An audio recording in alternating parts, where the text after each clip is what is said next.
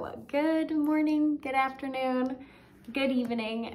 It looks like it's like 8 p.m., but it's actually just 4, but the light leaves us at like 3:30 now, so here we are. We're using that ring light again. Kind of makes me look orange, but we're just gonna roll with it. Today, I decided to tackle the yearly favorite video that I've seen many of friends and folks I watch on the tubes post recently, and it was kind of a daunting task at first because something in me just didn't want to do it.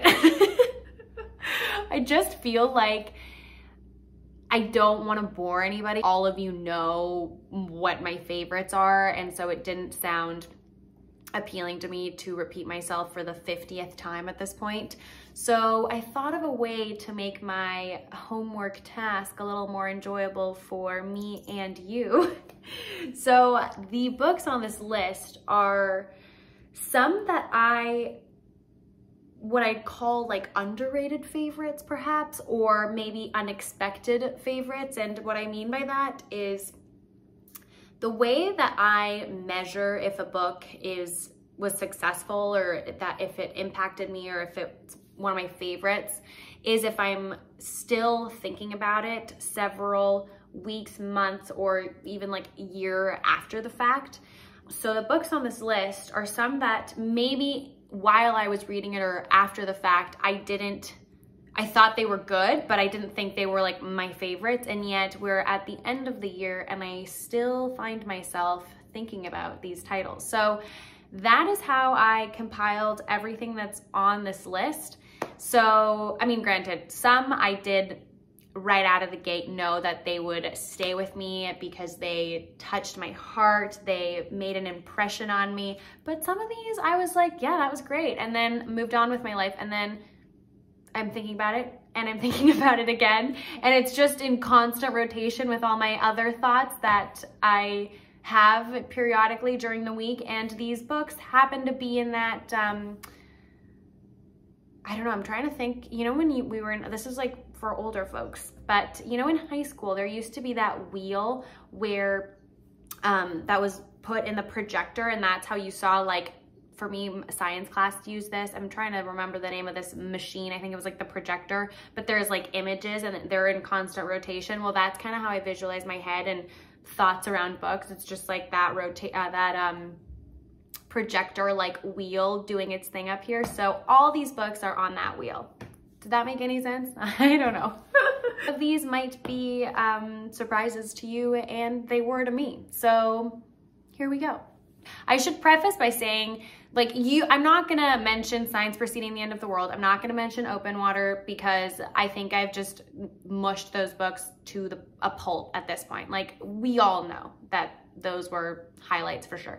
And this one that I'm gonna open this up with is also one that I maybe shouldn't talk about, but I have to, and that's Freshwater by Akwaeke Emezi. I think that one specifically is still like the front runner because I just read their memoir, so of course the concepts and the story of Freshwater obviously permeated my thoughts, and here we are. So Freshwater, we have a young gal, Ada, who has a fractured self, and each identity or each of the spirits that live within the vessel that is their body has a distinct voice and perception on the world that we listen to throughout the book. So the book is broken down into the voices of said spirits, and we understand Ada through their eyes. The origin story of these spirits, or these gods rather, stems from Igbo Anthology. The author is Nigerian, and so is Ada. And it was just unlike anything I've ever read. Incredibly unique, uncannily beautiful. The writing, like I said, the prose were so distinct in every chapter. All these different gods had such crisp and understood personas or voice that was just so strong and so effective. Like I said, I mean, that book, again, I think the structuring, the subject matter, the plot is so captivating and, like I said, entirely unique. And it was just an absolute beautiful reading experience. As a reader, it like expanded my consciousness to visualizing and understanding what it's like to live in liminal spaces and to conceive of other ways of experiencing life outside of any binary. This one just breaks all the molds, all the binaries, and it was fantastic. So there's my pitch for Freshwater. If I haven't sold you on it already, please read that book. It's just incredible. The next book I want to talk about that also was an absolute joy to read, and I constantly cite it, I constantly sell it, and I, again, think about that book on a weekly basis, and that is Detransition Baby by Torrey Peters. I devoured this book. At first, I was like, oof, this is going to be a messy ass read. And it was. We follow the lives of 3 individuals who are faced with the choice of being parents. We follow Amy and Reese, who are 2 trans women that are in a long-term partnership, and Amy decides to detransition, and Ames ends up getting his boss pregnant. Those are the 3 main characters, although it's mostly Ames and Reese who are the like main voices that we hear, and it's them navigating this occurrence in their lives and how that impacts every party involved. And it was just such a beautiful insight into trans identity, notions around the nuclear family, and actually challenging those notions, those heteronormative notions of what a family may look like, and other ways of loving, other ways of becoming a parent that are not part of the dominant discourse. It was so honest, it was so raw, very real, and I loved that it was a book that wasn't intended necessarily for like a cisgender like hetero audience. I found it incredibly insightful, and I just loved it. I can't wait to have more people read it, and just for that book to get all the love that it deserves. The next one that I didn't anticipate would be one that I think about as often as I do, and that is What My Mother and I Don't Talk About. It is an anthology, nonfiction, where we hear different authors that we all know, like Brandon Taylor, Carmen Maria Machado, and many other writers that we know, and even the ones that I was unfamiliar with. It didn't really matter. I just find that familial relationship really interesting, and it's fascinating to me, the different forms and different ways of mothering and ways that we relate to our birth giver or just that maternal figure in our lives. And it was just so fascinating. I think I'm a little bit like snoopy and proby, so the fact that these authors are sharing such intimate confessionals, I guess, of their really intimate relationships with their mothers, I just found so interesting to read about. I ate that book up, and again, I wish I owned it because I would certainly reread some of those stories. I think it just like fuels that like nosy aspect of my personality, combined with my already passionate curiosity about people's relationships with their parents. And so that combination was a beautiful thing. On that similar vein, I have the Argonauts by Maggie Nelson. That I literally would light up every time I picked up that book to continue on my fabulous reading experience. There are so many passages that I have underlined, that I have read out loud, that I have shared pictures of with friends. Like, It was such a powerful book. I loved the way that Maggie Nelson speaks about her relationship to her partner, Harry. I loved the way that she spoke about motherhood, the nuances of being a working parent, the act of writing. Just, there were so many treasures inside like that 100-and-something page book. I want to live inside Maggie Nelson's mind just for like a day. I think it would just be too overwhelming to live there permanently, but just like a day or two, ugh, unreal. Okay, the next book, which it was enjoyable in a completely different way, is The Pisces by Melissa Broder. Now, I love how gritty and nasty and just juicy her writing is. Like, I just loved So Sad Today. That was my Melissa Broder introduction. And I was a bit hesitant to pick up The Pisces, I'm not gonna lie. I didn't think it would be my cup of tea, but boy, was it my cup of tea. I was just like chugging away, just sipping that tea like, ooh, keep it coming. Yeah, that book was so much fun to read.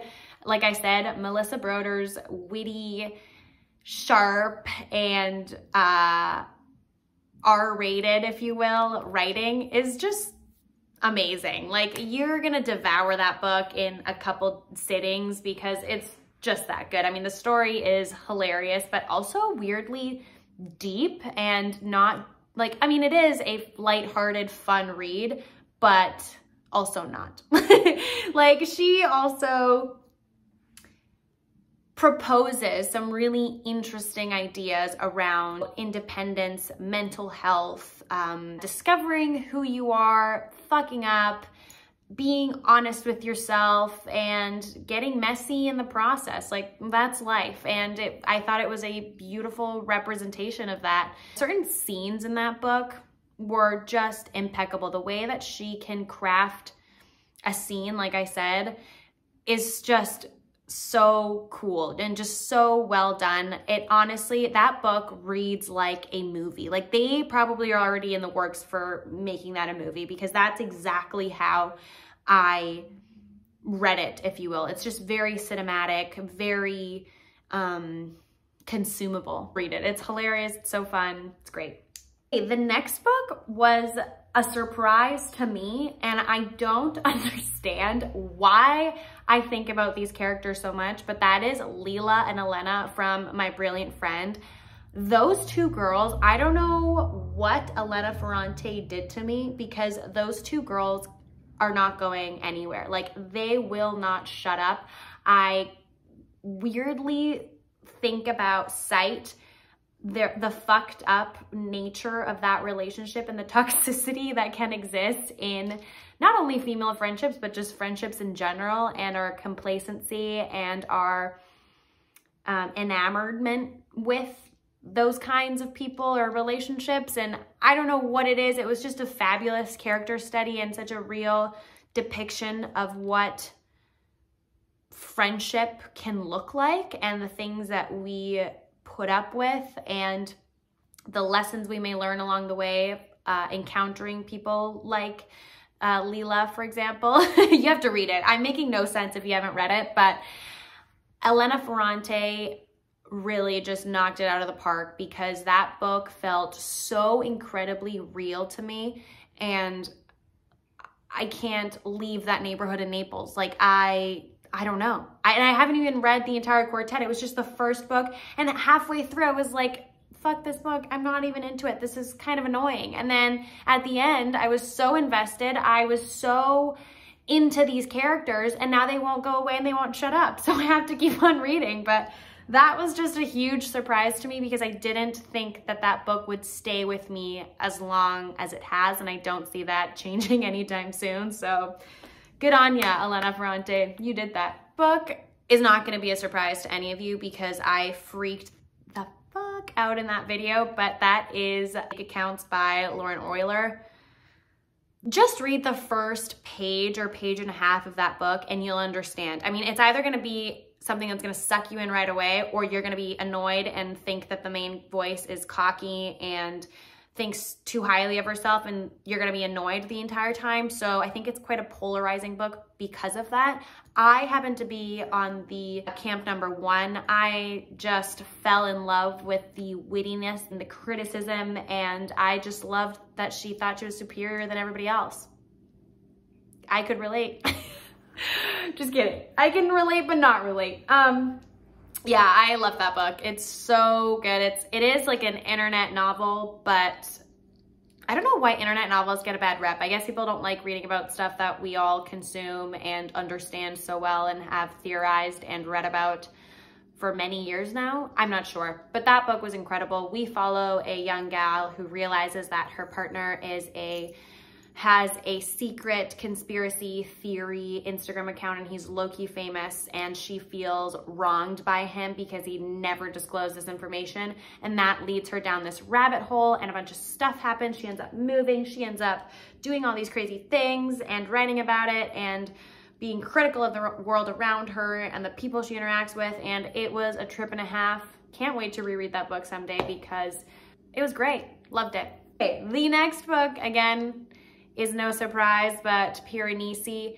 I don't typically read this kind of book, so it was a little bit out of my comfort zone, if you will, but I have Carolyn to thank. She sold me on that book so good that I had to give it a whirl, and at first, it took a little to get into, I'm not gonna lie to you.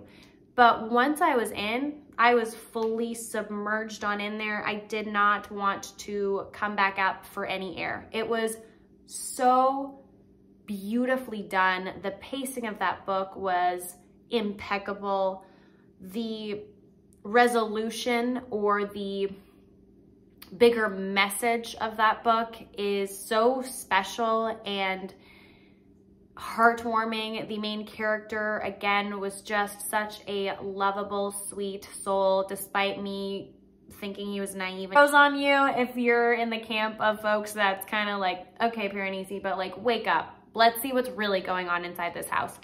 But yeah, that book was just the best. Next one, we are taking a little turn again to some nonfiction, but Priestdaddy by Patricia Lockwood was another highlight of mine. That book was the only one this year, along with The Idiot actually, that made me laugh out loud. Actually, The Idiot should probably be on this list. I'm gonna toss it in. The Idiot too, I freaking loved. But back to Priestdaddy.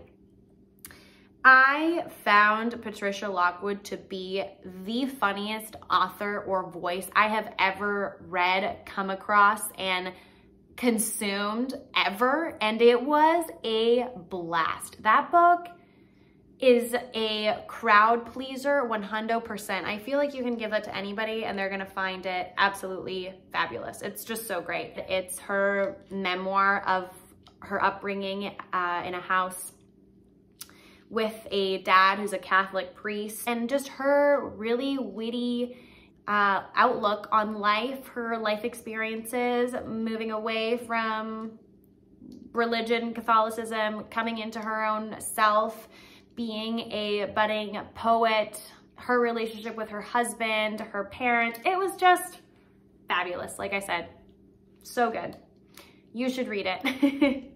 Next book that was heavy, and I need to reread it because I consumed it way too fast, but it was so freaking strong, was Assembly by Natasha Brown. Probably one of the smartest books I've read this year, and most strong books. The way that it's told in such analytical, almost like void of any, not emotion, that's not the right way to think about that book, but more just how void of any like flowery writing. It was so to the point and crisp that it got the message across so well. Ugh, it's just a masterpiece. I mean, you have to read it. It's also a tiny, we follow this woman. She is a Black British, upper middle class woman working in corporate Britain. She works in a bank. I think she's some financial advisor. I don't know. She works in a bank, finances, you know that jazz. that I don't. She critiques the colonial, racist, British landscape, the microaggressions she has to swallow, and her relationship too with a white, old money kind of guy who gives me the impression that he's one of those that like doesn't see color type guys. And yeah, just every single sentence in that book was so well thought out. Like every word is very intentionally picked and every sentence is highlightable. Like it's just a masterpiece. Please read that book. It was phenomenal, like so strong, so effective in conveying that utter disgust and indignation that the woman has. Like, oh, it was just incredible. So well done.